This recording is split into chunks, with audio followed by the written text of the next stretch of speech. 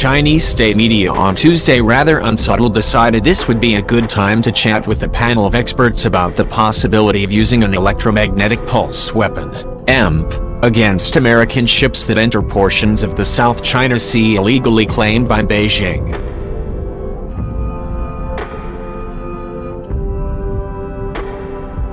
The timing suggests it was a bit of saber-rattling by a Communist Party nervous about its power and prestige after the Wuhan virus disaster, but some degree of escalation in the South China Sea has long been a concern for the U.S. Navy and ships from across the free world.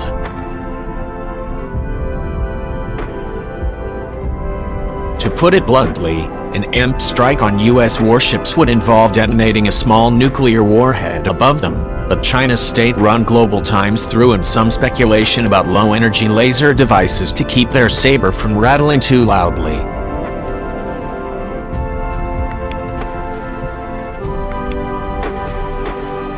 To counter US repeated trespasses into Chinese territorial waters, the Chinese military has the option of using new approaches, including the deployment of electromagnetic weapons. Song Hongping, a Chinese military expert and commentator, told the Global Times on Tuesday.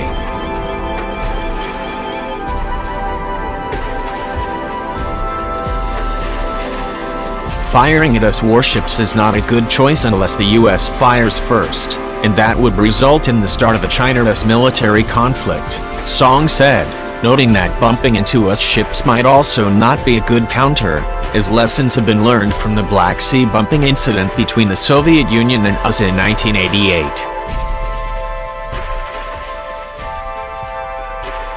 But the use of electromagnetic weapons, including low-energy laser devices, could be viable, as they can temporarily paralyze a ship's weapon and control systems without visible conflict but can send a strong warning, according to Song.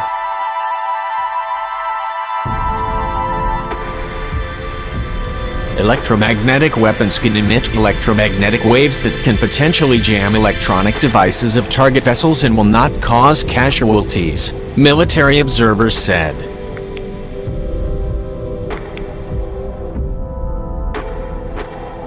The U.S. accused a Chinese destroyer of using lasers on February 17 on its patrol aircraft near Guam, even though it was the U.S. aircraft that had initially conducted repeated close reconnaissance that interrupted the Chinese fleet's normal navigation and training. This is a good example and could be applied more, Song said.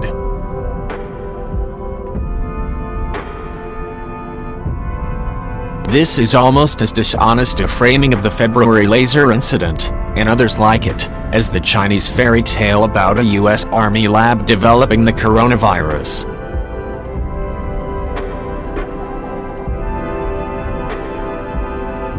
The Chinese laser attack on a U.S. Navy aircraft flying over international waters on February 17 was unprovoked, unprofessional, unsafe, and a clear violation of both maritime law and safe conduct policies for the region endorsed by Beijing.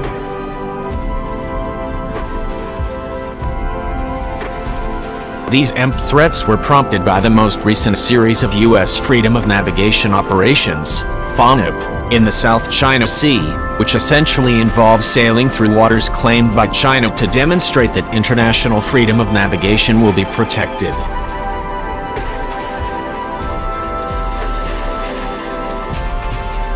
The Chinese are particularly exercised by the presence of the aircraft carrier USS Theodore Roosevelt and its strike group in the region, and while the Global Times did not explicitly mention it, the USS Theodore Roosevelt's visit to Vietnam was deeply troubling to Beijing.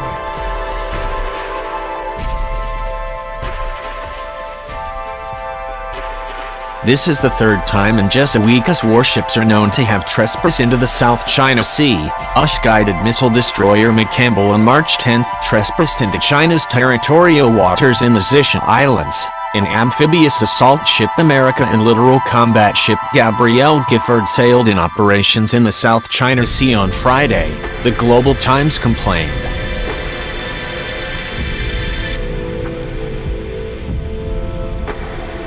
Zhisha Islands is China's name for the Paracel Islands, which the guided missile destroyer USS McCampbell sailed near on March 10. Vietnam and Taiwan both have claims in the Paracels.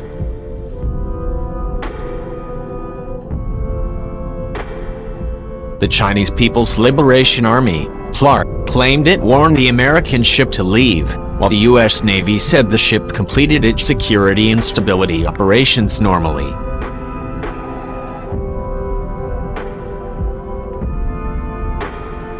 USS America and USS Gabrielle Giffords conducted joint operations in the South China Sea on Friday to test unified command and control and practice tactical maneuvers. The ships do not appear to have ventured into the waters claimed by China.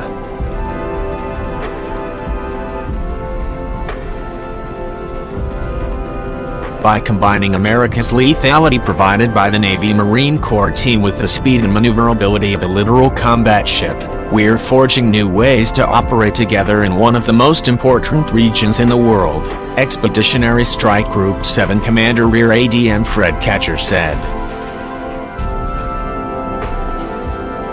The plot pulled a few deliberately provocative maneuvers of its own on Monday, sending a flight of warplanes across the Taiwan Strait in a rare night exercise. The Taiwanese scrambled their own fighters to shadow, intercept, and disperse the communist warplanes, according to Taiwan's defense ministry.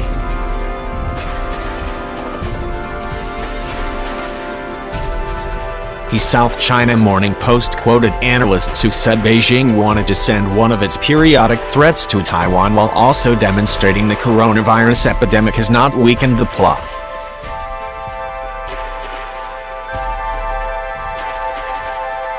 In addition to enhancing all-weather capability of its military fleet, the communist warplanes flyby is aimed at sending out the message that it is business as usual with PLA war games despite the coronavirus outbreak in mainland China, said Alexander Wang Chuqing, a professor of international affairs and strategic studies at Tamkang University in Taipei.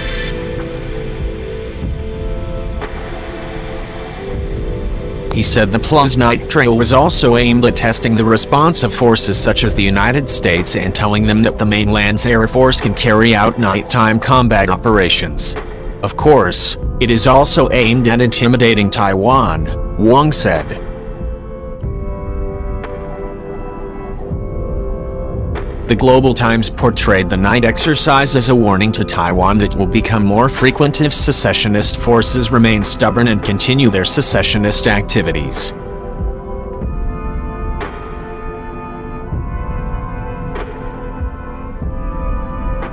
The Chinese state newspaper curiously quoted only Taiwanese sources about the incident, but slipped in a comment from an unnamed military expert who said Monday's flight was unprecedented proof that the PLA is fully capable of launching military operations on the island at any time of the day.